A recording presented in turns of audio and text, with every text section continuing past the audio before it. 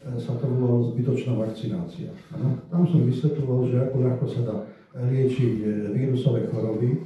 Potom asi o pol roka, keď už tá vakcinácia sa rozbiehala, som napísal druhú knihu Nebezpečná vakcinácia, kde som aj hovoril, ako sa dá ľahko liečiť koronavírusový zápal pľúc.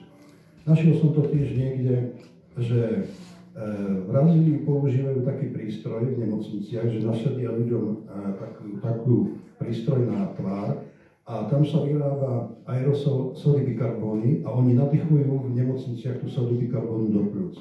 A tým sa lieči zápal pľúc.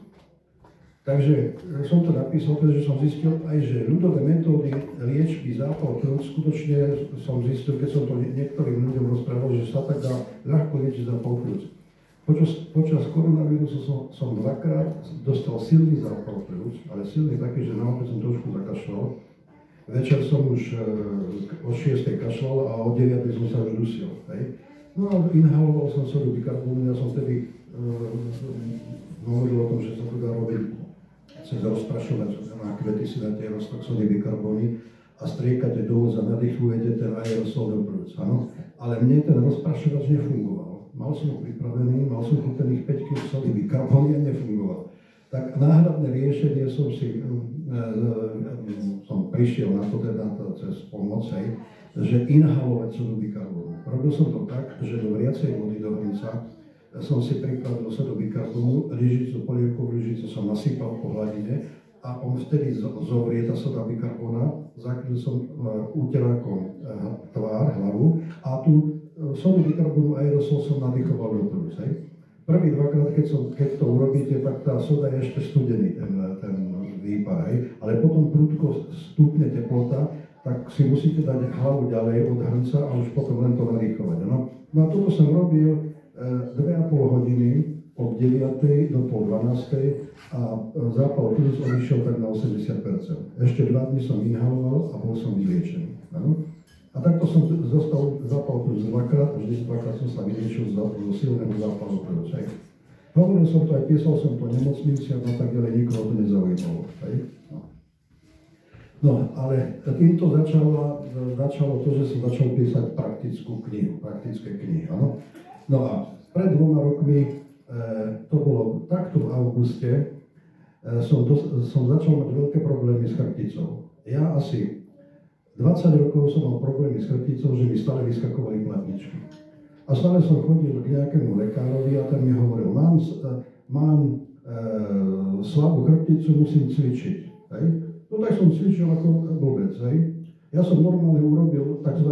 Plank, sa tomu hovorí, takto, že si dáte na lakte a na špičky a ste zarovno zemou. Ja som vôbec nevydržal 3 minúty.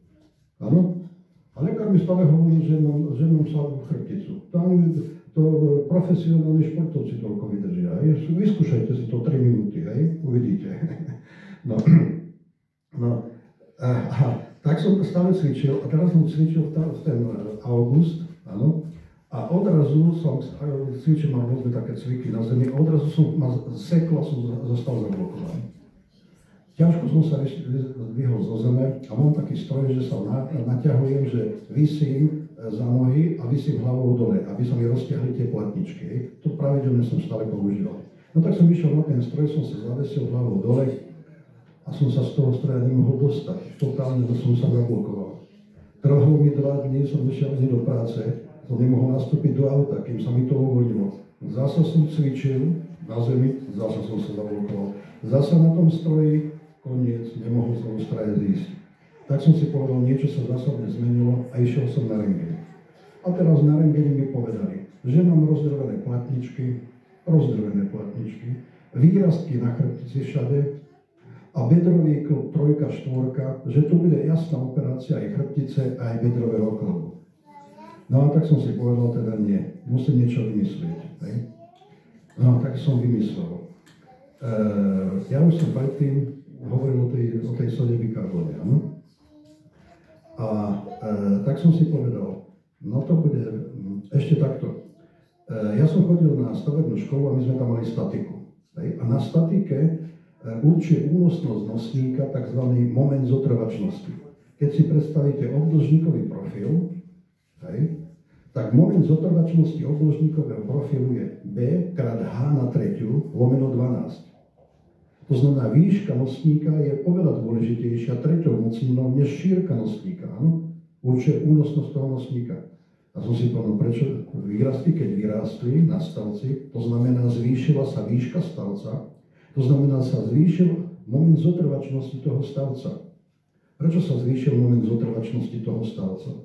No, pretože stavec je oslabený. A prečo je oslabený? Logické, je odvápnený. Tak som išiel do stavebnín, kúpil som si vápno a začal som sa kúpať vo vani vo vápne. To som vám hovorím. Vápnu, ktoré sa bieli, takto. Áno? 25-kilové vrecko vápna som kúpil za 7 €. Áno? Môžete povedať, či hasené, či nehasené. Nie, ono je to jedno, aj hasené, aj nehasené, to, že vy to vápno pláškové hodíte do vápna, ono sa zhasí.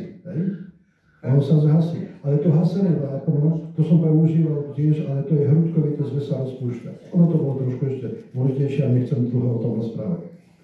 Luhoval som sa vo vápne asi 15 krát a chrbtica ma úplne prestala bolieť. Odvtedy ma nič nebolí. Mám chrbticu ako pred 20 rokmi. Žiadne cvičenie, vôbec nič. Išiel som, zavolal ma, to som robil, no to bolo tak, ja som vedel, že aký bude výsledok. Tak ja som si dopredu kúpil pH meter a meral som si pH moču, pretože som bol zvedavý, ako to bude fungovať. Na začiatku, keď som si prvýkrát zmeral pH moču, som mal 4,8, totálna kyselina. Keď som sa po 15 rázoch vápnil, tak som mal už pH 7,2. Áno? To znamená, som zavápnil organizmus. Dodal som elektróny. Môj organizmus sa prebehol na stranu negatívneho redox potenciálu. Redox potenciál určuje, koľko máte elektrónov. Či tá látka prijíma elektróny, alebo či ich odovzdal. Ako náhle máte kladný redox potenciál, to znamená, máte nedostatok elektrónov v organizme. Ako náhle máte negatívny redox potenciál, máte dostatok elektrónov. A v čom je problém? Prakticky skoro všetci ľudia majú prekyslený organizmus potravín. Z toho prekyslenia organizmu máte všetci nedostatok elektrónov. Ja som si to zmeral meraním pH moču. 4,8 som mal na začiatku. Ale čo sa teda zmenilo? Takže chrbticu mám 2 roky úplne špičkovú, nič ma neboli. Žiadne cvičenie, ja už mám teraz svaly úplne ochabnuté, pretože nič ma neboli. Rozumiete? Bedrový klop ma nič neboli. Mňa bolel bedrový klop, ja keď som zahral ping-pong, alebo som dlhšie chodil, tak ja som to cítil. V noci som sa zobudil na bolesť a na druhý deň ma to bolelo. Ja som vedel, že tam bedrový klop už je zlý. No tak odtedy nič, bedrový klop nič ma neboli. V akom pomere bolo to vápno vo vani? Jeden mech na jednom kupe? Tako. Všetko je napísané v tej knihe, ako to musíte robiť. Nemôžem to... Zistil som veľakrát, že som to urobil zle. To znamená, spálil som sa, nabehli mi výražky na pokožke. Koncentrácia. Čo? Vysoká koncentrácia. Áno, dal som vysokú koncentráciu pre seba. Spálil som sa, no čo, za týždeň mi to prešlo. Alebo za 10 dní. A išiel som do vápna znova. Rozumiete? No. Ale dôležité je to, keď som to neurobil správne, tak ja som si meral stále pH moču. Pred vápnením, po vápnení. A po vápnení musí stúpnuť to pH. Áno? Zraz. A teraz som meral, ono sa nezmenilo. Rozumiete? Tak som rozmýšľal, čo som urobil zle. A to som dlho experimentoval, kým som prišiel, kedy to funguje a kedy to nefunguje. A tu je to práve popísané. No? V stručnosti poviem takto. Musíte mať vysokú teplotu vody. Teplota musí byť nad 37 stupňov Celzia, najlepšie tak okolo 40, aby sa otvorili pory. Áno? Ale potom to nestačí. Pretože aj keď som mal vysokú teplotu, po niekoľkých razoch, hoci som mal už vysokú teplotu, vôbec to nefungovalo. Tak som rozmýšľal prečo zase. No pretože to nefungovalo, pretože som si upchal pory tým vápnom.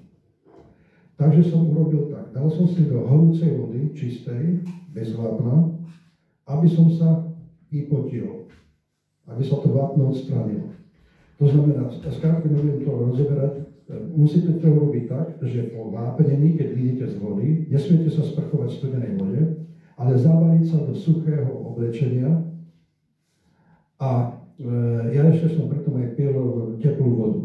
Áno? A musíte sa tak 15 minút potiť. Aby z tých pórov tým potom sa odstránili tie vápenaté úsady. Áno? No. Takže, čo sa stalo?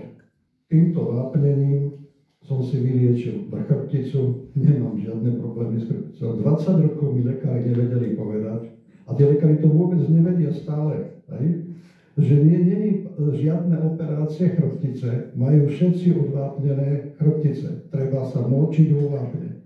Áno? 25 kg, ktoré som si kúpil, ja budem mať na 50 rokov. Rozumiete, to máte za 7 eur, to je také lacné. To, aby ste vedeli, ja mám u seba vyskúšané, že si dám takto hrst toho vápna. Áno? Ja to teraz robím preventívne raz za 2 týždne. Áno? Na začiatku som to robil stále. Ale no to znamená malé množstvo do celej vane. Áno?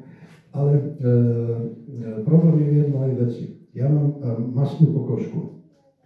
To znamená, ja znesiem oveľa väčšie množstvo toho vápna, zatiaľ čo ľudia, ktorí majú suchú pokožku, musia si dať podstatne menej, pretože by sa spálili. Áno? Takže ušetria. Menej vápna, bude im to trvať na 100 rokov, to vecko. No, ale poznáte to ľahko. Vy keď vojdete do vane a začne vás to páliť, štípať vás to normálne bude na pokožke štípať, no tak viete, že máte silnú koncentráciu, vy to neznesiete, tak vyjdete z vane, vypustíte polovicu vody, napríklad dopustíte do druhu a skúšate znova. Každý si musí vyskúšať svoju koncentráciu, ktorú je pre neho pohodlná. No ale dobre, čo sa ďalej stalo s tým vápnom? Ja som asi od takých 10 rokov mal alergiu. Celý rok som mal vreckovku a stále som sviakal. Áno? Už nemám žiadnu alergiu. Vôbec vreckovku nepotrebujem. Čo to znamená? Všetci alergici majú alergiu preto, pretože majú prekyslený organizmus. Žiadne lieky nepotrebujete. Vápno. Primitívna vec. Nemám žiadnu alergiu. A ďalej. Asi od 30 rokov, ja som býval v Prahe, som začal byť pravidelne chorý. Áno, ja som mal chrípku 3-krát do roka, niekedy aj 4-krát do roka. A stále. A moja lekárka mi stále hovorila, mám slabú imunitu, mám sa otužovať, máme jesť vitamíny. No tak som si kúpil aj nejaké výťažok zo žraločích zubov, rozumiete, že aby som mal lepšiu vitamínu, lepšiu imunitu. Vôbec nič nepomáhalo. Čo bol problém? Mal som prekyslený organizmus, neodolný voči vírusom a baktériám. Ako som sa vylúval vo vápne, som 2 roky zdravý, nič mi není, všetci sú dookola mňa chorí, všetci kýchajú. Ja mu hovorím, ja už neochoriem. No, napriek tomu som ochorel, pretože som sa asi mesiac nevápnil. Ja som mi klesol pH organizmu, nedostatok elektrónov. Ochorel som, ale to odrazu takým spôsobom, že 2 dni som sa liečil tak, že som len inhaloval sodu bikarbónu. A to nepomáhalo, pretože tá soda bikarbónu je slabá. Aby ste pochopili, vy keď si robíte nasýtený roztok sody bikarbóny, tak má pH 8. Ale keď ja dám takúto hrst vápna do vody, do celej vane, tak mám pH 11,5. To znamená 11,5 a 8, to je rozdiel, pH je logaritmická funkcia, to znamená pri pH 11,5 ja mám oproti nasýtenej sody bikarbóny, čo do vane by som musel nasypať asi 5 kg alebo 10 kg sody bikarbóny, a tu mám len takú hrst, tak rozdiel je, že ja mám 5000 krát viac elektrónov, než od tej sody bikarbóny. 5000 krát viac. To je logaritmická funkcia. Áno? Takže skúšal som tú sodu bikarbónu, ako som ochorel trošku, nefungovalo, tak som sa nasral. Dal som si vápno, zasa takú hrz vápna. A to som mal takú chorobu, že tieklo mi z nosa, hrdlo ma bolelo. A keď som zakašľal, tu na hrude som mal silnú bolesť. To znamená, mal som už aj chytené priedušky. Aj zápal priedušiek. Dal som si silnú dávku toho vápna, neviem, a možno viacej, neviem, čo normálne si dávam. Bol som v omani 70 minút, som si to pozeral. Vyšiel som z vania a bol som zdravý. Existuje nejaký liek, ktorý vás vylieči za 2 hodiny? Existuje. Nechápem, ako je možné, že lekári to nevedia. Nechápem. Chcú to vedieť? Čo? Chcú to vedieť? Či to chcú vedieť? No však to je... Tako, dal som... Pôjdu za to na dovolenku. Mojej knihy som dal jednému lekárovi, hej. On si ju prečítal, taký známy, hej. A sa ho pýtam, že čo na to povieš? No? Dobre, ale mňa to nezaujíma. Ich to nezaujíma. Však si predstavte, že budete všetci zdraví. Však oni skrachujú. A oni robia všetko preto, aby ste boli chorí, hej? Aby ste stále k nimi chodili na tie preventívne prehliadky, na preventívne, na rakovinu, hej? A čo na všetko musíte chodiť, vo všetkého majú peniaze. Áno?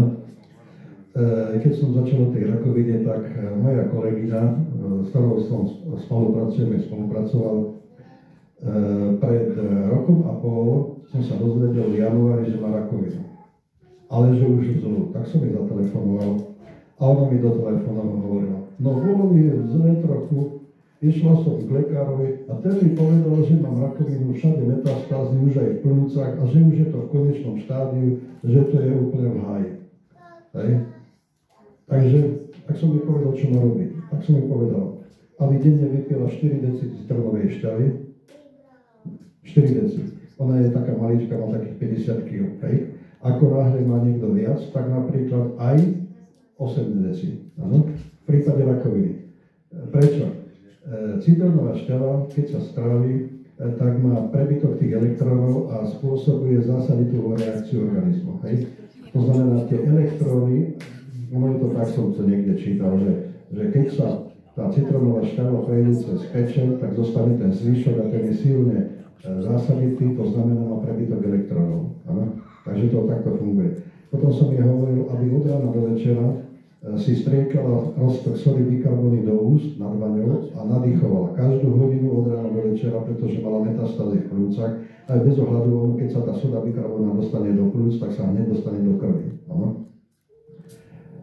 Iná pani mi povedala, čítala to knihu, povedala mi, telefonovala mi, že jedla tú sodu bikarbónu a už jej tak bolo zle, že už ani to nemohla jesť. A ja vám nehovorím, že sodu bikarbónu máte dať do žalúdka. V žalúdku zreaguje s kyselinou a nemá žiadny efekt. Vy to musíte dostať do krvi. To znamená do krvi ako? Cez plúca, cez pokožku alebo infúziou. Infúziou.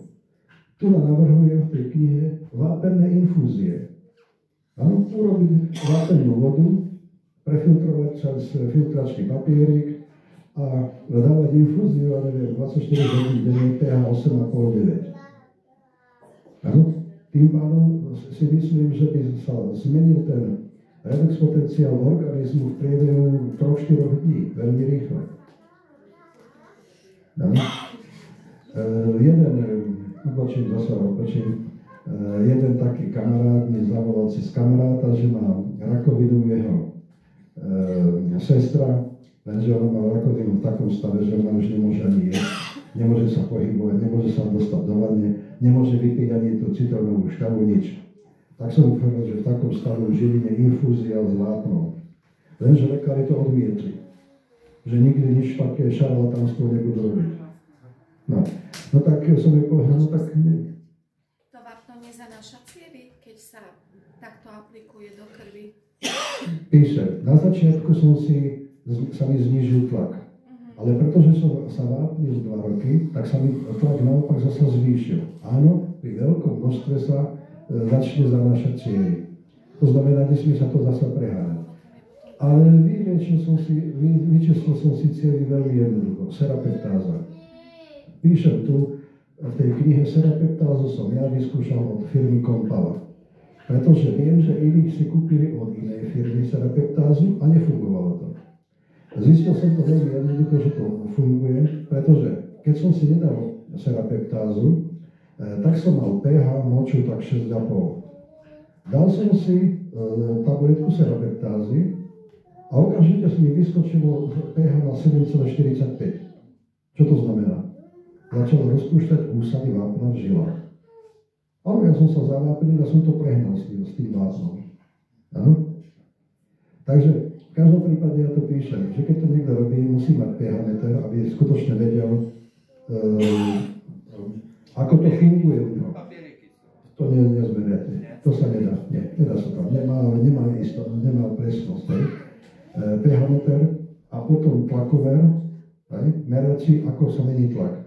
Na začiatku máte všetci upchaté cievy kyslými úsadami. Na začiatku, ako mne, sa tlak začal znižovať. Ale ako sa to vyčistí a pokračujete vo vápnení, tak naopak to vápno zase začne upchávať tie cievy. Treba vytvoriť nejakú rovnováhu. Áno? A to zistíte, tú rovnováhu tak, že budete merať pH moču a tlak. Ja som fotograf, ako laborant. A papieriky sme používali na pH, ktoré boli, potuším, po pol stupňa. Pol stupňa boli farebné pasíky a tam ste mali mierku, ste si to porovnali. A boli relatívne na ten plus minus pol pH, pol stupňa pH, to je ako potenciál vodíka. Možno, že by sa to dalo poučiť. Neviem, ja som na papieriky také, že to vôbec som nevidel, či to je 7 alebo 6, to som nevedel. To boli naše ako foto, originál. Áno. No ja som kúpil normálne také obyčajné papierika, tam bolo 6, 7 a to som vôbec nevedel odhadnúť z toho. Myslím, že ešte mám. No. Dobre, takže ako hovorím, týmto vápnením už som zdravý, už nie som vôbec chorý. 2 roky, predtým som bol chorý stále, mal som stále alergiu, chrbtica mi vyskakovala, pletničky a to bolo práve kvôli tomu, že som mal prekyslený organizmus. Ja som to nevedel. Ja som sa to dozvedel náhodou, že som mal tieto problémy a že som to musel riešiť tú chrbticu a tak ďalej. Ďalej, čo to znamená? Znamená to to, že človek potrebuje mať v organizme dostatok elektrónov, pretože všetky biochemické procesy v organizme prebiehajú cez elektróny. Ako náhle nemáte dostatok elektrónov, tak vznikajú rôzne choroby. Parkinsonová choroba mozgu. To je vyslovene jednoznačne nedostatok elektrónov. Áno? Ja v tej knihe napíšem, že u takýchto degeneratívnych chorôb, aby sa rýchle dodali tie elektróny, môže okrem infúzie, som píšem rovno, dať mokrú handru na hlavu, jednosmerný prúd, ja neviem, 10 V, viac nie, možno len 5, území cez ruky a 24 hodín cez mozog posielať elektróny, elektrický prúd. Elektrický prúd sú tie isté elektróny, ako máte OH minus ión vo vápne. To je to isté. Možno, že ste niektorí počuli o konta ZUL 664 Rudňany. Tam je vysekaná štôla do tej skaly, dlhá asi 250 metrov a na konci tej štôly boli merané, oni to merali Česi, hej? VM magazín to merali, hej? A oni napísali ionty. Ionty my v slovenčine nepoznáme, my máme elektróny, ióny. A teraz ión môže byť kladný ión alebo záporný ión. Takže keď niekto povie ión, a nepovie, že to je elektrón, tak to je úplne chybná informácia. Takže tam v tom onom sú záporné elektróny. Hej? Vysoká koncentrácia, že je tam 5-krát viac elektrónov, teda tých ión, to oni hovoria, než v egyptských pyramidách. Áno? Ja som tam bol s dcerou. Ale vraj už to je zamurované celé. Už je to zamurované celé, presne tak, už tam nikoho nepúšťajú. Neotvorili to znovu? No. Je to zamorované, už 2 roky alebo koľko. Ľudia to zase vybúrali. No, takže ja som tam bol s dcerou, vonku bolo vtedy 30 stupňov, alebo 31. My sme boli v šortkách, v krátkom tričku, zobral som si hodinky a išli sme vzadu a vzadu sme čakali pol hodiny, 30 minút na konci. Na konci je teplomer, teda bol tam teplomer a tam bolo napísané, že teplota 12 stupňov. Hej? Takže my v 12 stupňoch sme tam boli pol hodiny v tričkoch, len tak aj, a nám bolo teplo. No my sme vyšli rozpálení odtiaľ po pol hodine. To znamená, tie elektrony majú takýto efekt. Áno? Dostal som sa asi o rok potom k starostovi v tých Ľubňan, ako som tam ja bol, možno to nehovoril, o 2-3 mesiace. A som hovoril, že to tam takto funguje, a čo na to? No, že oni tam majú 2 cukrovkárov nejak v zlom stave a že chodia tam mesiac a že ich stav sa výrazne zlepšil. Rozumiete? To znamená, toto funguje aj na cukrovku. Hej. Aj cukrovka ako choroba je z nedostatku elektrónov. Ako náhle je nedostatok elektrónov, neprebiehajú biochemické procesy v organizme. Ako je možné, že lekári to nevedia? Že ja, amatér, zo zúfalstva som na to musel prísť. No chceli ma operovať chrbtice a bedrový. Moju spolužiačku zo základnej školy operovali na bedrový klb a tá je troska z nej. Hej? No, nemôže už nič, nejak mi posrali tú operáciu.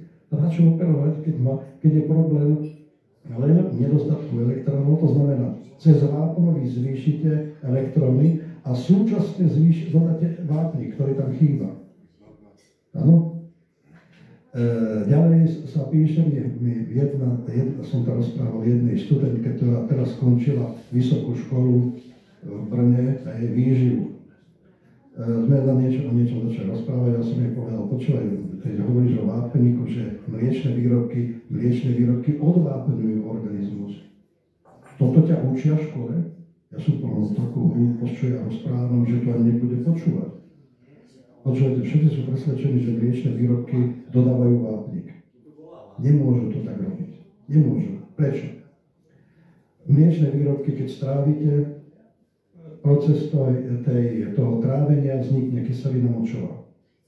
To znamená, vy keď strávite, ja neviem, cukor, múku, mäso, alkohol, mliečne výrobky, všetko, konečný produkt je kyselina močová, to znamená, vám zakysluje sa organizmus. Takže keď máte kyslý organizmus, aj keď ten vápnik tam je, on sa nemôže uložiť do kosti, naopak ten kyslý organizmus, tá kyslá krv, v mojom prípade som mal 4,8, vám neustále odvápňuje tie kosti. Rozumiete? Vy to môžete uložiť do kosti až vtedy, keď dosiahnete pH aspoň blízko, ja neviem, 6,5. Áno, pH toho moču. Hej? A ja hovorím, ja som sa snažil, ja som to robil tak, aby som mal pH 7,1, 7,2. A najväčšie pH som mal, keď som robil to odvápňovanie tých žil, že som používal serapeptázu, asi v 5. alebo 7. deň mi vyskočil na 7,6. Ale potom zase už klesalo. Áno, že som si rýchle vyčistil tie istou serapeptázou. No. Takže mliečne výrobky nie. Chcete mať vápnik, tak z čoho má kráva vápnik? Z rastlín, z trávy. V rastlinách je dosť vápnika. Áno? Keď chce niekto vápnikovú bombu, no tak je to mak, sardinky s kostiami, alebo aj šproty s kostiami, no a potom škrupiny z vajec. Naši starí ľudia, keď mali nedostatok vápniku, tak mlieli škrupiny z vajec a tieto škrupiny z vajec zjedli. Áno? Ale najjednoduchšie vápno. Nežal to nechce robiť už. No. To znamená, akákoľvek choroba je z nedostatku elektrónov, alergie, ekzémy, astma, to všetko. Čokoľvek. artróza, osteoporóza, chrípka, víroza, zápal pľúc. Vy nemôžete dostať žiadnu vírozu, ani zápal pľúc, ani žiadnu chrípku nikdy celý život, ak budete mať prebytok elektrónov. Tu napíšem dôkazy. 4 ľudia, to bola taká príhoda. To bola úplne náhoda. Za socializmu som pozeral televízne noviny a také isté televízne noviny som pozeral asi v roku 95, 97. Úplne náhoda, ja bežné televízne noviny nepozerám, mňa to nebaví. Ale prišiel reportér v zime na družstvo a hovoril, počúvajte, a bol tam babka, starček, počúvajte, to je taká zima, špinavé prostredie, nehygienické, je chrípkové obdobie, všetci sú chorí, ako často ste chorí vy? A teraz taký starček s bábkou, taký vo veku 70 rokov by som povedal, oni sa usmievali a povedali, my sme nikdy neboli chorí, my nemáme u lekára ani založenú kartu. Reportér nechápal, odchádzal. Bola epidémia, chrípková, všetci chorí. A starček v tom družstve špinavom boli zdraví. Hovorím, to isté bolo za socializmu a to isté som videl za kapitalizmu. Dlho som na tým rozmýšľal a som na to prišiel pred koronavírusom. Chodil som po rôznych tých skanzenoch ľudovej architektúry. A nakoniec som na to prišiel na Martine, je tiež taký skanzen. A tam sú domy, že tie najstaršie domy tak, že máte obývačku, dvere a hneď hospodárskú miestnosť, kde chovali ovce, krávu, čo tam mali, áno? A hneď obývačka. Tak som si hovoril, to bol ale smrad, keď oni otvorili tú obývačku do oného. A potom také novšie domy už boli také, že mali medzi tým ešte chodbu. Ale aj tak otvorili tam, tak išiel by smrad takisto. A som si tedy hovoril, a čo je ten smrad? Čo je to ten smrad? No smrad je amoniak a sírovodík. A hneď mi to zapolo. Však amoniak NH3, keď sa nadýchne do pľúc, zreaguje s vodou v pľúcach a zmení sa na NH4OH zásadu. Oni si takto celý život alkalizovali organizmus, preto boli zdraví. Aj ten starček v tej družstve, v tej špine, áno? To znamená, som to tam aj napísal, ktorí majú vlastnú, tak im doporučujem si urobiť polnú ložku do družstva, do kravína a tam cez noc spať, aby sa liečili. No ale ďalšia vec je, čo som z hľadiska rýchlosti som ešte nenapísal v tejto knihe, je ten sírovodík. Ten sírovodík je strašne dôležitý tiež. Prečo? Sírovodík je silný reduktor. To znamená, má silný záporný redox potenciál. Ako náhle sa zmieša s vodou, tak ďalej pôsobí redukčne, teda to znamená, že sa zvyšuje záporný redox potenciál, hodnota tej zápornej hodnoty, áno? A ďalej obsahuje síru. Síra je základný biogénny prvok. Základný biogénny prvok je chlór na prvom mieste, potom síra, potom vápnik. Všetko ostatné potom. Áno? To znamená, máte chlór, takto, lekári vám hovoria, že nemáte soliť, že to zdvíha tlak. V žiadnom prípade. Tí, ktorí nesolia, si skracujú život. To vám hovorím rovno. Áno? Solte koľko chcete. Není žiadny problém. Sol není problém v ľadvinách, že oni hovoria, že sol v ľadvinách dvíha tlak. A nie, nedvíha tlak sol v ľadvinách. Tlak dvíha v celom organizmu všetky možné príčiny. Napríklad výrazne vám zdvihne tlak, keď máte horšiu funkciu pečene, áno, a dáte si napríklad 3 vajcia ráno. Žltko je veľmi ťažké na peče. To je najhoršie, čo môže byť. Vajcia, áno. Tí, ktorí majú problémy s pečenou, by nemali vôbec jesť vajcia. Alkohol je oveľa menší problém ako vajcia. Áno. A tieto vajcia vám kľudne vyletia tlak aj o 30 stupňov, hej? Keď si dáte 3 vajcia ráno a tak ďalej. No. Takže dôkaz sú títo 4, 2 babky, 2 detkovia, celý život boli zdraví, nikdy nemali žiadnu chorobu. Áno? Nemali ani kartu založenú u lekára. Vtedy ma to teda napadlo, ten princíp všetko s tým oným, ale už to teraz trošku aj motom, ale nevadí. Všetko je to tak, že je to princíp. Musíte mať biogenné prvky a musíte mať prebytok elektrónov. Keď niečo chýba, je problém. Mne chýbali elektróny, ja som mal pH moču 48 a mal som odvápnené kosti, samozrejme mi chýbal vápnik. A nemohol som dodať vápnik, ani keby som tam jedol mak, ani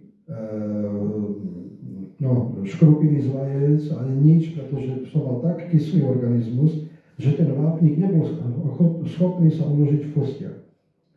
Bol schopný až potom, keď som dodal elektróny a začali fungovať biochemické procesy. Mal som strašný nedostatok elektrónov. Mám taký organizmus, nemôžem s tým nič robiť. To, čo nemám napísané tu v tejto knihe, dozvedel som sa nedávno od toho pána, ktorému liečím tú sestru s rakovinou. Hej. On ináč nakoniec mi asi pred týždňom poslal, že nejaký liek existuje, nejaká infúzia, že na reflux moči, reflux v žalúdku, že sa lieči infúziou a tá infúzia má pH 10,5. Rozumiete? To znamená, nie je problém dávať do krvi a je pH s vysokou hodnotou. Ja tu navrhujem len 9. Takže to je absolútne bezpečné. No, ale lekári odmietli dať infúziu vápennú, ale musia dať teraz tú infúziu, ktorú mu tam doniesol, ktorá má pH 10,5. Tak dúfam, že toto jej pomôže, hej, pretože to už je, len ide o to, koľko jej dajú tej infúzie. Tam ide o kvantum teraz, hej. Ono sa musí zmeniť pH toho organizmu. Pretože rakovinové bunky sú určite kyslého charakteru. Ešte keď hovorím o kyslom charaktere. mRNA vakcíny. mRNA vakcína je umelo vytvorená látka človekom. Raz mi kedysi dávno, zasa náhodou, ja som si to zapamätal na celý život, povedala jedna lekárka, to bola schopná Augustínova, mi povedala, všetky látky, ktoré človek vytvorí umelo, majú kladný redox potenciál. Zaujímavé, to som si zapamätal. To znamená, tá mRNA vakcína, to sú tie S-proteíny a potom je tam množstvo iných látok a potom je tam grafén. Áno? Grafén je minerálna látka. Dobre. Tá nereaguje nejakým spôsobom. Ale S-proteín a všetky ostatné musia mať kladný redox potenciál. To znamená, ak si vy dodáte dostatok elektrónov cez to vápno, to znamená, že vznikne prebytok elektrónov v organizme, tak už sa tie elektróny nebudú spotrebovávať pre biochemické procesy a oni napadnú všetko ostatné, čo tam má kladný redox potenciál. A to zničia. To znamená, vápno si môžete vyčistiť organizmus od mRNA vakcíny. Ale musíte dosiahnuť pH nad 7. Musí byť prebytok elektrónov aspoň 2-3 hodiny. Áno? A aby tie elektróny napadli ten zvyšok. Hej? Ďalej tie elektróny takýmto spôsobom napadajú aj ťažké kovy. Áno? Tým urobíte detoxikáciu celého organizmu. Takto, ja sa snažím vždy niečo merať, ale nemôžem zmerať niečo, čo neviem zmerať. Ja som si všimol len jednoducho, že by začali rásť nechty dvakrát rýchlejšie než predtým. Dvakrát rýchlejšie. Ja si musím stále strihať nechty. Hej. To je jediné, čo som si tak všimol, hej. Potom ďalej druhá vec je, nepadajú mi vlasy. Vôbec mi nevypadajú vlasy. Mne predtým vypadalo bežne 10-15 vlasov po sprchovaní. Teraz mi 2 roky nevypadajú vôbec vlasy. Hej. To druhá také merateľné, že to vidím. No. Ešte poviem k tým mRNA vakcínám. Je tam potom ešte ten grafén. Áno? Grafén je uhlík, ale je to látka alebo materiál, ktorý má hrúbku len jeden atóm a preto funguje ako žiletky. Je teda extrémne silný, je oveľa silnejší, ten grafén pevnejší ako legovaná oceľ. To znamená, ľudia, ktorí majú tie mRNA vakcíny v tele, ako náhle začnú športovať, behať, začne prudko cirkulovať krv v organizme a pri tej silnej cirkulácii reže žily, ale hlavne srdce. To znamená, športovci preto kolabujú, že tento grafén im zničí, rozreže srdce doslovne. Áno, nemôžu športovať už. Ale podľa mňa grafen sa bude dať odstrániť tiež tým vápnom. Prečo? Vápno je koagulačný prostriedok. CA2 plus sa napojí na látku, ktorá je mikroskopická, teda není to ionová forma, áno, a ho zrazí. Áno, zrazí ho a ako zrazenina podľa mňa sa bude dať odstrániť cez obličky a tak ďalej. No, nemám to vyskúšané, ale mne to logicky funguje, že by to malo tak fungovať. Čo by som ešte? Spýtajte sa. S tým pH vysvetlíte, že pH sedíme neutrál. Áno. Všetko, čo je nad, je zasada, všetko, čo je pod 7, je kyslosť. Áno. Chcem opýtať, keď každé ráno pijem tak pol litra vody a polovička citrónovej šťavy do teplej vody vyšťavená a tak to vypijem. To je dobré. To je dobré. Hovoríte, koľko citrónovej šťavy koncentrovanej urobíte? Do pol litra vody na polovičku citróna. Polovičku citróna je málo. Málo. Máte alergiu? Nie. Ste chorá? Prosím? Bývate chorá? Nie. No tak vám to stačí. Napríklad mne to vôbec nestačilo. Ja som si musel dávať 2 citróny.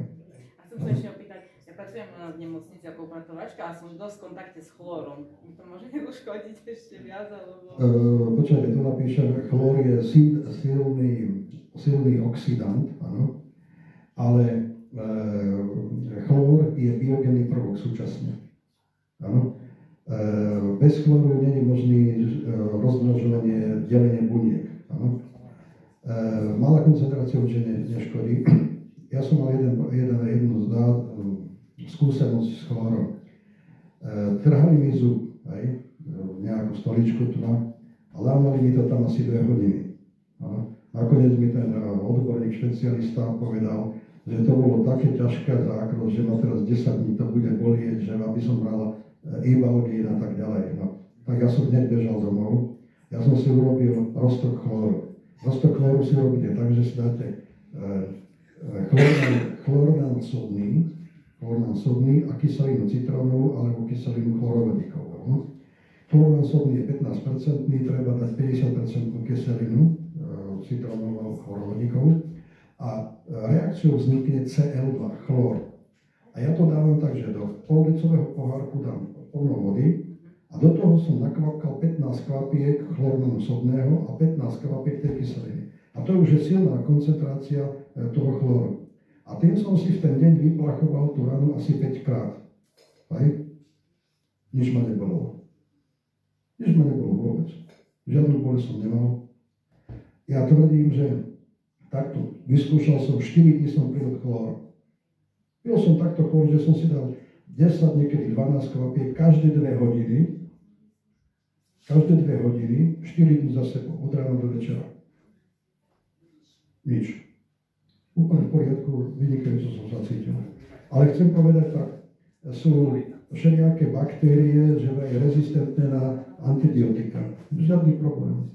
Budú ich liečiť chlórom. Dajú im piť chlór a hotovo.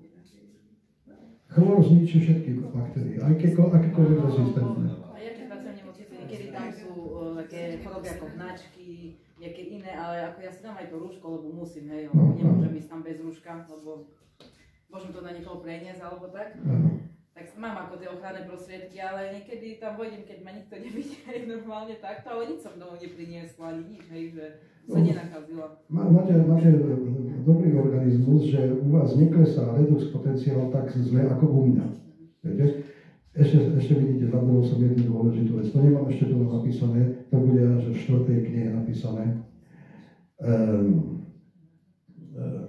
Ten pán, ktorý má tak chorú tú sestru, tak on si kúpil pH meter, áno, a taký prístroj, že to súčasne meria aj redox potenciál. A on teraz meral seba, pH moču sebe. Hej? On mal normálne za normálneho stavu 6,4 a 6,8. Jeho žena 5,3, 5,5. Pritom v jednej domácnosti jedia tú istú stravu. Rozumiete? To znamená, tento muž ešte pravidelne každú sobotu sa stretávajú s kamarátmi a tam sa opijú s nejakou slivovicou alebo čo je čo. Ostrie alkohol je to najhoršie, čo môže byť na imunitu alebo čo je čo. On má takéto vynikajúce pH. On má vynikajúce organizmus. To sa opýtal, kedy si bol chorý? No ja sa nepamätám, ani 20 rokov som nebol chorý. Skrátka sú ľudia, ktorí majú takýto organizmus a tí nemajú problémy, ale problémy majú tí ako ja. Hej? Ja mám svoj organizmus, ja sa musím vápniť stále. Ja musím stále regulovať a kontrolovať moje pH moču a tým pádom obrazne povedané množstvo elektrónov v organizme. Či mám dostatok elektrónov.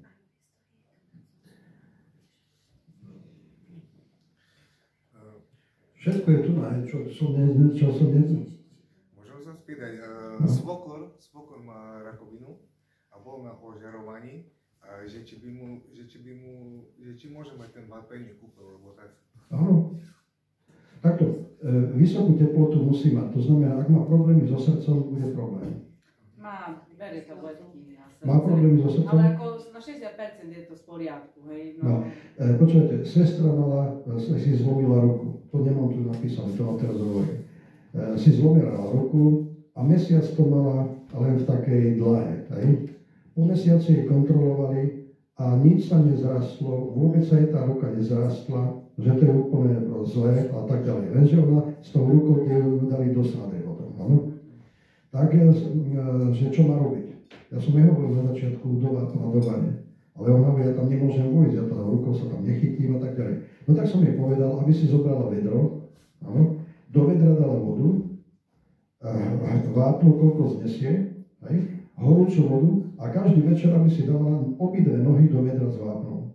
Takže keď prejde cez nohy, tak sa dostane do celého obehu aj do tej ruky. Hej. A tam, kde chýba ten vápnik najviac, tam sa rýchle začne usadzovať. Hej. Robila to každý deň. Po 3 týždňoch, ani to neboli myslím 3 týždne, išla znova na kontrolu, už má ruku zrastenú. Už nemá nič. Už má v poriadku, nič. A teraz Lukáš sa čudoval, prečo predtým mesiac sa nič nedialo a teraz po 3 týždňoch má zlomeninu zrastenú. Prečo to lekári nepovedia všetkým starším ľuďom, ktorí majú zlomeniny, hej? Pretože starším ľuďom sa ťažšie zrastá kosti. Áno? Lebo oni sú naučené tie ich doktríny, oni neveria ničomu inému. Oni nie sú ani múdri, oni len sa naučili nejaké Nie, oni sú skutočne hlúpi. To potvrdzujem, oni sú fakt hlúpi. Oni normálne majú len pamäť, naučia sa po latinsky kosti, šachy a čo ja viem, čo tak ďalej. Oni sú hlúpi, oni nevedia rozmýšľať. Ja to vidím každý deň v robote. No to máte pravdu. Áno, je to tak. No lenže to je hrôza. Keď sa človek spolieha na takého, poviem, mesiara, ako by som to nazval. Takto, chirurgovia, ortopédi, tí majú vynikajúce technológie. Ja som mal roztrhnutú achilovku pred 5 rokmi. Áno? Alebo 6 rokmi. Úplne roztrhnutú. V Čadce ma operovali, hej, vynikajúcu operáciu mi urobili, hej. Dobre urobil ten lekár operáciu, ale on teraz, ako som ja tam začal chodiť, pretože on mi to robil tu, zmenil obväzy a tak ďalej, po mesiaci alebo 6 týždňoch mi hovoril, pán Piak, vám sa to zrastá tá jazva, čo mi robíte? Tak som mu povedal, počúvajte, každý deň vypijem pol litra červeného vína. Hej. Každý deň si dám 8 až 10 citrónov, hej. A potom 3 vajcia. A hovorila, prečo? Hej. Ja som to vysvetlil. Jednoducho, červené víno je pravdepodobne najzdravšia potravina, čo existuje. Hej. Ja som to preháňal s tým vínom, ja doporučujem každému žene deci červeného vína, mužovi 3,5 deci. Viac nie, áno? No a potom mi povedal, počujete, ja to Ale budú... aké červené víno? Čo? Aké červené? Suché, kvalitné červené víno. Vy keď máte kvalitné červené víno, je husté. Hej? Tmavé, vidíte, úplne husté. Keď máte nekvalitné, je priesvitné. Hej? Kvalitné víno má až 5-krát viac tých flavonoidov a všetko možného, než nekvalitné. Ja to poznám z toho, že za socializmu vychádzal taký časopis Express. Ja som to stále čítal. A tam hovorili, na Kryme vyrábajú červené víno a posielajú do Dubna, to je Dubno, to centrum vesmírneho výskumu a atomového výskumu v Rusku, Pretože vedci majú povinnosť pravidelne vypiť aspoň 2-3 deci červeného vína, pretože to rozvíja mozgové bunky. To som čítal. Jeden Bulhár mi povedal, že za socializmu robili prieskum storočných ľudí v Bulharsku, ktorí sa dožili viac ako 100 rokov. Akú zásadu robiť, hej? Tak dve veci. Každý vypil každý deň červené víno. Muži bežne polovicu 7 decky. A všetci potom robili pravidelne, že dali do mažiara, strúčik cesnaku a hodili do toho trochu masla a ten strúčik cesnaku tam rozmačkali s tým maslom. Hej? Prečo? Pretože keď cesnak zoxiduje, tak vznikajú veľmi účinné rôzne látky. Áno? A tým, že sa to zmieša ešte s maslom, tak ten cesnak nejde len krvnou cestou, ale aj lymfatickými cestami nejakej. Takže toto všetci storoční robili v Bulharsku. No.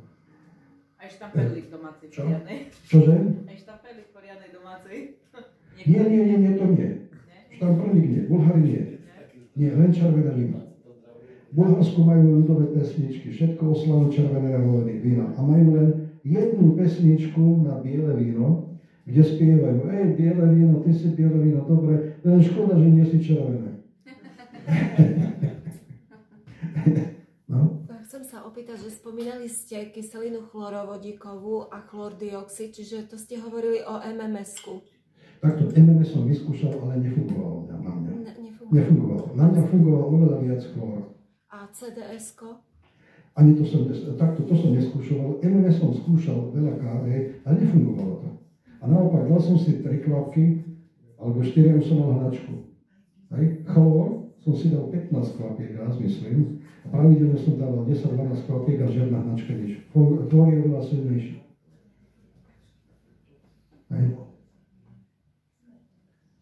Ja som išiel na MMS-ku pár mesiacov. No, ale to treba dlho. Keď sa mi syn pochorel, no a nemal som nikoho, tak som to skúšal na sebe. Tak. 7 krát denne po 3 kvapky aktivované. Tak, to treba. Po 2-3 dňoch som úplne prestal kašľať. Ja húlim veľa. Po týždni som zaspával asi 10 cm nad zahlavkom. Možno po 2-3 týždňoch som zistil, že kolena a všetko funguje. A po mesiaci som už dovolil aj synovi. Chvála Bohu, dnes je. Na mňa to nefungovalo. Asi ja som bol horší prípad. Ja som v tom čase, keď som používal ten MMS, ja som mal určite pH moču 4,8. A na mňa to bolo slabé. No. Ešte poviem takto. Čím je pH moču nižšie, tým je dramaticky horšia situácia v organizme, v celom organizme, so všetkými orgánmi, so všetkými chorobami. Áno? Ešte o tej achilovke poviem, teda, že mi ten lekár povedal, že ako sa mi lieči tá jazva, a on pochopil a mi povedal: no vy keď pôjdete teraz na tú rehabilitácie, tak po 2 mesiacoch príďte a ja vás vypíšem a pôjdete znova hrať ping-pong, pretože ja som hral ping-pong, hovoril som, že chcem hrať ping-pong. No tak som išiel do Kysuckého Nového Mesta, tam na tej rehabilitácii a tam som na začiatku tej vedúcej toho oddelenia rehabilitácie povedal: no, ten lekár Čaci mi povedal, že po 2 mesiacoch, keď skončím rehabilitácie, mám prísť a idem znova hrať ping-pong. A ona sa začala smiať a mi hovorila: pán Piak, vo vašom veku budete mať trvalé následky, vy už nikdy ping-pong hrať nebudete. Keď sa bude meniť počasie, vás to bude bolieť. To, ktorý blázon vám povedal v Čaci, tak to mi to povedal rovno. No počujete, asi za 2 týždne, ako som chodil tam tie lézre, magnety, ultrazvuk a čianen čo. Po 2 týždňoch som zistil, že vôbec sa nič nemení. Tak som pochopil, že ona, s ňou sa ja nevyliečil. A pozrel som sa na internet a tam všade boli tie rozdostačné prípady, že to sa už nedá, že ona mala zo svojho pohľadu pravdu. No, počujete, spomenul som si za socializmu. Za socializme sme mali tzv. Vodnú masáž. Vodná masáž je to, že vy keď máte zranenú šlachu, alebo sval, tak dáte tú ruku, ja som mal problém s rukou vtedy, a to mi vtedy povedal lekár na vodnej masáže. Dal som zápestie do studenej vody, zmrazil som, potom hneď do horúcej vody, čo som vydržal. tým zmrazením sa tá šľacha stiahne, potom sa roztiahne. A takto som to robil, aj stále hore dole, stahoval. A tým cvičí tá šľacha. Tak som začal chodiť do Lejeckých Teplíc, tam sú také dízy v horúcej vode a potom je tam studený bazén, kde má 12 stupňov Celzia. No a tak 2 hodiny som tam chodil. Najskôr som v tých dízach rozmasíroval tú šľachu, hej, ale dával som si pozor, aby som si ju nepretrhol. A potom som v studenej vode 12 stupňov to zasa mrazil. 12 krát, teda 2 hodiny som stále chodil. Po každom odchode, ako som odtiaľ odchádzal, som cítil výrazné zlepšenie. Asi po 3 týždňoch mi tá lekárka merala, oni merajú opuch, tam máte taký veľký opuch, hej, že aký mám tam opuch, oni si to zapisovali, hej. A zmerala, pozera. Pán Piak, vy máte mladý organizmus, čo vy robíte? Ja som jej povedal, čo ja robím, hej. No, že toto, že aby mi zaplatila toto, že toto mi vôbec nepomáha. On povedal, no, to nemá zaplatené, to musím si zaplatiť sám. No, počúvajte, po 2 mesiacoch som hral ping-pong. Ja vám, keď vám ukážem, nemám žiadnu jazvu, žiadny obuch, jazvu mi tam neuvidíte, hej? Absolútne bez obmedzenia.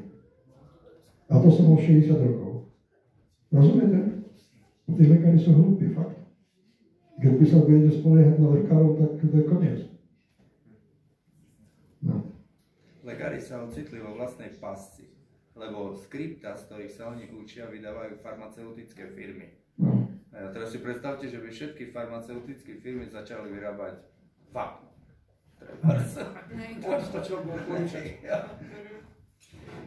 No, takže tak, no. Aj, kto si nič nevidie, už začína byť zakrypnutý, hej.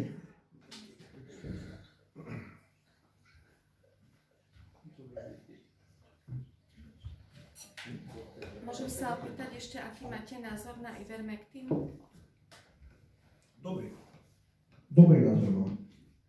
Ivermectin, ja by som doporučoval každému to urobiť, pretože človek nevie, či nemá nejaké parazity. Určite dobrý. Áno?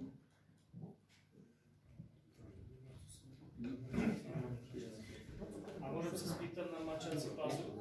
Čo? Mačací pazu. Mačací pazu. Taký produkt tiež na očervovanie. Nerozumiem, čo to je.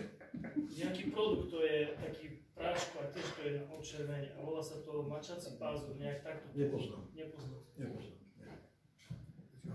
Tak to, asi tak pred 3 týždňami, alebo pred mesiacom som bol v lekárni a pýtam sa na chlor, a potom som sa pýtal aj Na to kyselinu. Nerozumiem. Bol v lekárni a sa pýtal tej farmaceutičky, s ňou pracuje, či majú ten chlor alebo tú kyselinu. ten MMS. Na MMS, si chcel vyrobiť ten MMS, tak povedal, že to je šarlatán. Áno, ja viem to, čo A potom som bol ešte vo Pantarej, do knihkupectva, Pantarej, a som sa spýtal tam na nejaké knižky, aj som od Rostasa knihu som hľadal, a že my konšpirátorov nepodporujeme. Tam nepochodíte v Pantarej. Pantarej ani Martinus majú zakázané moje knihy predávať. Ale aj v niektorých tých, jak som volal, v niektorých, napríklad v Kauflande, že majú zakázané predávať Zemavek. Áno, niekedy bežne bolo dostať. Teraz to... Že v niektorých predávajú, ale pod kútok. Zemavek som vystupoval asi pred 2 rokmi, mal som tam 2 vystúpenia a Rostas dostal strach a povedal, že tohoto tu už nikdy nechcem mať. Ináč, že mám videa na, jak na to bola, Sataníra. Zo Sataníry. Trička. Môžem sa opýtať, a podpíšete priateľovi knihu? Má vašu knihu. Môže teda si potom pripomôcť. Chcem sa opýtať ohľadom živočíšneho uhlia. A je to tiež dobrá veľmi vec. Živočíšne uhlie bude fungovať. Ale pýtali sa ma, že živočíšnym uhlím odstrania ťažké kovy a detoxikujú. Nie. Ťažké kovy je v ionovej forme. Áno? On ho neodstraní. To odstraní len nerozpustené látky, tak by som povedal. Aj keď sú mikroskopické, ale musia byť nerozpustené. Hej? A ionová forma neurobí s tým nič. To už, keď tak, napríklad zeolit. Tam už je aj sorbent, aj tá výmena ionov. A máte na... Zeolit je oveľa lepší. A máte napríklad skúsenosti aj s tým zeolitom, ktorý je pri Vranove nad Topľou, tu na východe? Nemám skúsenosti, ale to bude fungovať určite. Určite lepšie, než aktívne objekty. Lebo ten zeolit, najmenšiu frakciu majú 20 rokov. A ty si hovoril o zeolite ako frakciu. Neviem, ale to bude fungovať, pretože on je aj sorbent, aj výmena jódu. To bude oveľa lepšie než... Čo? Podľa mňa to je zeolín je niečo tak ako víno. Mikrofón. Zeolín je niečo ako íl. Áno? Mormonolinolit z toho ílu to je, áno, ale v íle sa bežne vyskytuje. No a ílu si dávajú, to sú také prípravky, že má sáčok, hej, ja neviem, tam je veľká lyžica toho, vysype do vody, rozmieša a vypije. Polievková lyžica bez problémov, podľa mňa. A zeolit? Zeolit takisto, to isté, no. Polievková lyžica, podľa mňa, ale ja to nemám vyskúšané, nepoužíval som to. Jak serapeptáza. Serapeptáza je enzym, to je niečo iné. To je ten kaolín. Nie. Serapeptáza je nejaký enzym a ten nejak enzymatický pôsob, ja to neviem. Ja to som vyskúšal a sebe viem, že to funguje. To je manželka, si na to brali. Čo je vlastne kaolín? To je, ako sa to volá? Kaolín to je tiež nejaká jelovitá časť toho. Ako sa to volá? Či sa to pije ako liek? Mormonolinoid, neviem, je to tak. Tu by som rozprával niečo, čo neviem. Môžem sa ešte opýtať, čo hovoríte na tom, že doktori hovoria, že bravčová masť alebo maslo, že nie sú zdravé, že máme tým rastlín sa viac ako... Totálne nezmysel. Vidíte, akí sú hlúpi, tí lekári? Hej? Počúvajte, sú dva druhy masky. Priemyselná masť, ktorú prepáľujú pri teplote 200 stupňov Celzia. To je oxidačná masť, tá je zlá. Ale starí ľudia si robili masť, vyškvarili oškvarky bravčovú masť pri teplote maximálne 140 stupňov. Tým vzniká bravčová masť, ktorá má negatívny redox potenciál, je liečivá. Všetky rastlinné oleje majú silný kladný redox potenciál. To je jedno, či zoberiete olivový alebo ten ako sa to volá, slnečnicový, hej, všetko má kladný redox potenciál plus 150, hej, a bravčová masť takto pripravená domáca, hej, má minus 100. My to má teraz, ako my nekupujeme, my si robíme tak bravčovú. No robte, či nekupujte bravčovú masť. Nekupujeme, my si robíme, Takto o tomto budem, o tých potravinách budem musieť urobiť ešte dotlač do 4. vydanie. Robím tú analýzu už, ale kedy to urobím, neviem ešte. Tam sú mnohé iné ďalšie veci. Aj preto, lebo napríklad, keď robíte rezne na oleji bežnom, hneď to horí, to cítite. A na bravčovej masti to je pomaličky, sa to pekne upečie a má to chuť. Tam o chuť nejde o to, ale olej sa prepaluje, už pri 150 stupňoch sa prepaluje. A bravčová masa začne prepaľovať až pri 210, 220. Áno? A tým prepálením vznikajú toxické látky. Napríklad s kolegom sme teraz rozoberali, že guláš. Hej? Všetci robia guláš takým spôsobom, že dajú bravčovú masť a cibuľu a smažia tú cibuľu v tej bravčovej masti. Áno? A videl som viackrát, že kolega tam smažil aj hodinu tú cibuľu, kým nebola taká hnedá. Hej? No počúvajte, lenže to je veľký problém, pretože cibuľa, keď sa smaží pri vyššej teplote ako 100 stupňov, vznikajú toxické látky, silné toxické látky, ktoré sú toxické pre pankreas a žlčník hlavne. Hej. Ja napríklad, ja som nad tým rozmýšľal, že prečo nemôžem jesť vôbec ten guláš. Kedykoľvek som zjedol guláš, za posledných 10 rokov ma vždy bolel žalúdok. A ja som to povedal matke a ona mi povedala, to máš z toho dôvodu, že oni to tam pečú, tú cibuľu v tej bravčovej masti. A som to potom zistil. Som si robil analýzu a presne to je pravda. Tak a čo, iba krátko stačí tú cibuľu opraviť? Nie, nesmiete to prepáliť. Tú cibuľu nesmiete páliť pri viac ako 100 stupňov Celzia. Áno? Pretože potom už vznikajú čím vyššia teplota a dlhšie pečenie, hej? No tak tým viac tých toxických jedovatých látok tam vznikne.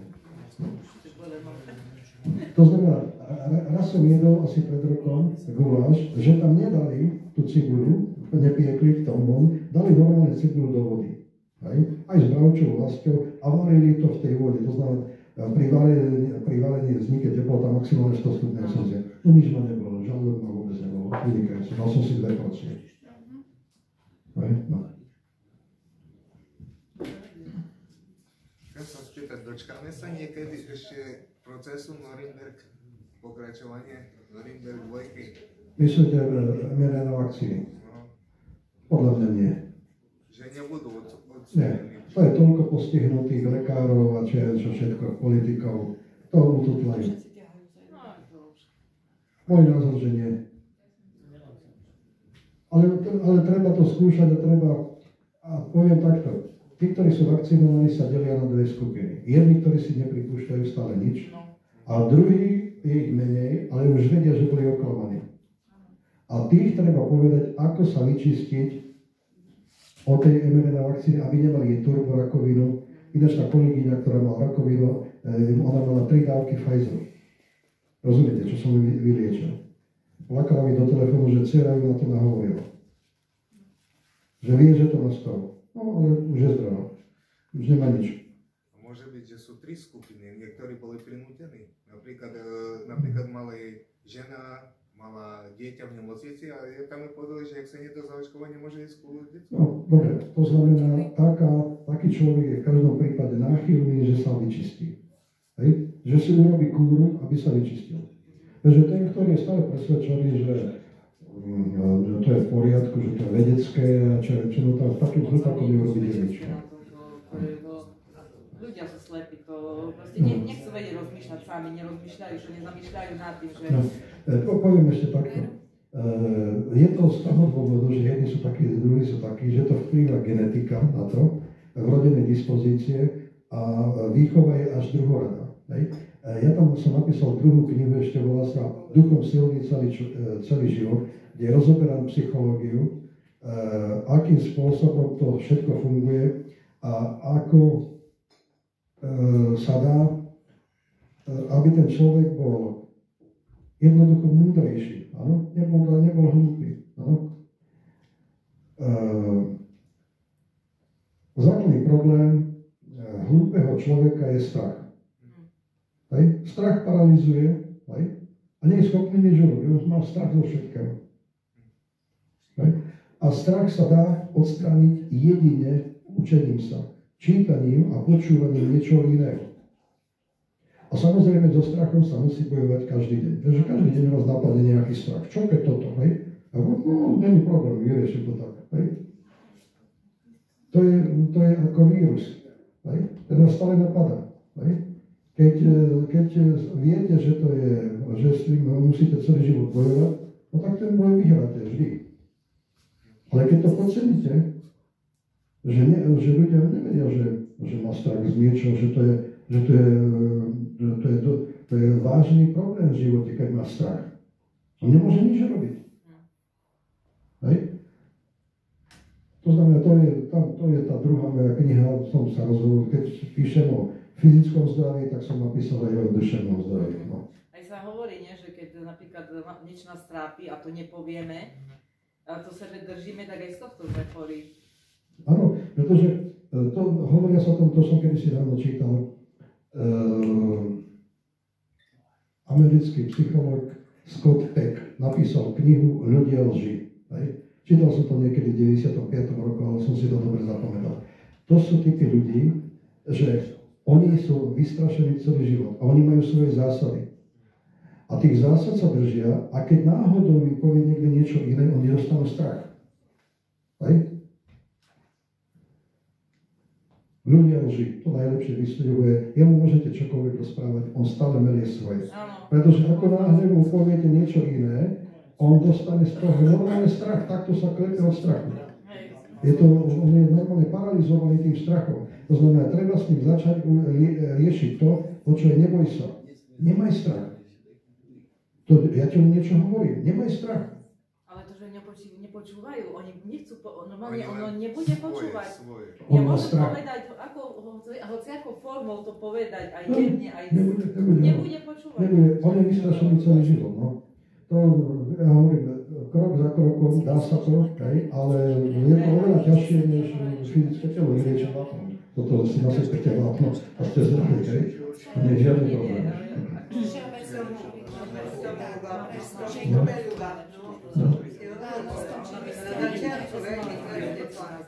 Počkajte, nepočujem.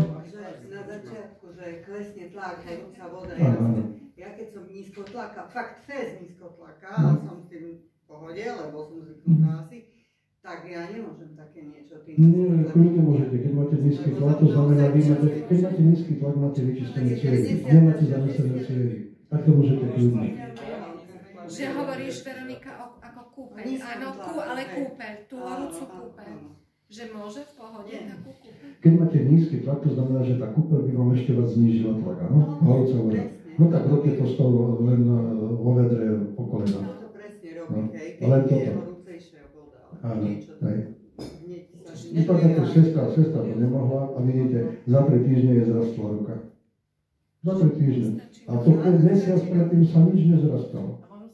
Mám bolesť v ramene, hej, z práce, aj na to by mi pomohlo, že... 100%. Tým, že máte bolesť v ramene, tak to znamená, oni tam hovoria kalcinát. To nie je žiadny kalcinát, to je kyselina močová. No, takže máte kyslý organizmus, musíte to vápno použiť. Ako nemám to často? Nie, ale už to začína, máte kalcinát v ramene. No. A oni to všetko chcú operovať, viete? Oni to chcú operovať všetko. No, ja by som nedala. Ja som v živote nemala nič zlomené, chvála Bohu. Ale to je tak, to ľudia majú strach. Napríklad polovička dediny by ma obesila za to, že mám bradu, lebo sú rusofóbni, bo mám bradu, a druhá polovička za to, že som konšpirátor. Veru, tak môžeš skočiť to. Ja tomu nevidíš. Sedeli sme na terase a kamoš mi hovorí, však sa ohol vyzeráš ako hen. A ja hovorím, že sa to páči, čo ťa to zaujíma, keď vy ste vyholení, tak... Už vo všetkom hľadajú všetko. V brade, vo vlasoch, vo všetkom. Už sa škatulkujú ľudia. Aby to človeka neštípal. U každého je iná miera. Hej? Ja mám masnú pokožku, ja si môžem dať viac. Treba začať malým množstvom, keď to neštípe, takto aj vo vedre treba mať tie nohy pol hodiny, 30 minút. Horúca voda maximálne. To sa najlepšie rozpúšťa. Dá sa na nej hasené, ale pretože to nehasené vápno v úvode sa zhasí okamžite. A vznikne CO2 dvakrát. Čo? Nezohreje, toto je tak malé množstvo, že to nezohreje. Nie vôbec. To zohreje, keď hasíte v tých veľkých kadách, že tam nasýtite toho polno, to áno, to je zohreje. Ale je tak malé množstvo, že to nič. Musí to byť horúca voda, aby sa otvorili pory. A potom, tak musíte zase do halúcej vody čistej, aby sa zasa to vyčistilo. Musí sa to zasa vyčistiť, odstrániť tie vody. Takže po 3-4 takto, keď sa to nevyčistí, sa zanesú pory vápnom, a už to nefunguje. Už neprejde cez pokožku nič. To píšem tu na podrobne. Čiže teda nohy do vedra. Na 2 hodiny a potom dať dosť... Na 2 hodiny vám to vyschladne za chvíľu tá voda. Čo to ohrievaš to? No, bolo by dobre to ohrievať. Ja to vo vani, keď som bol 70-80 minút, tak som dopúšťal stále horúcu vodu. No. A potom tie nohy po tých 2 hodinách je studené?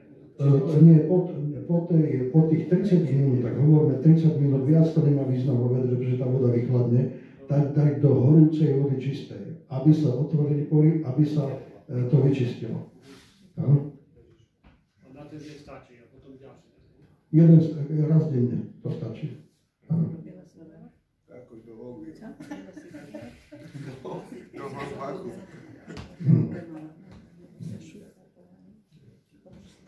Dobre, tak asi by som povedal, že sme vyčerpali tému takto hlavné, hej.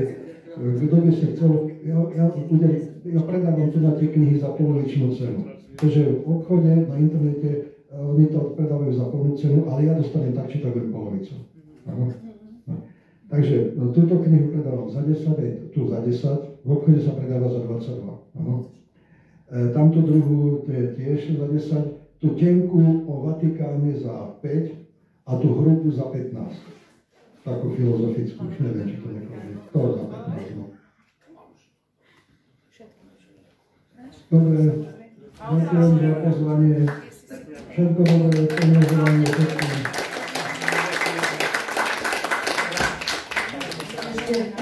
Ďakujem veľmi pekne, že ste merali takú dlhú cestu. Knihy sú tam k dispozícii. No a ešte trošku vody alebo niečo prehryznúť, tak môžete sa ešte baviť medzi sebou o nových informáciách. Alebo že ste sa už dávno nevideli. Väčšinou sa poznáme všetci. Takže ešte raz ďakujem.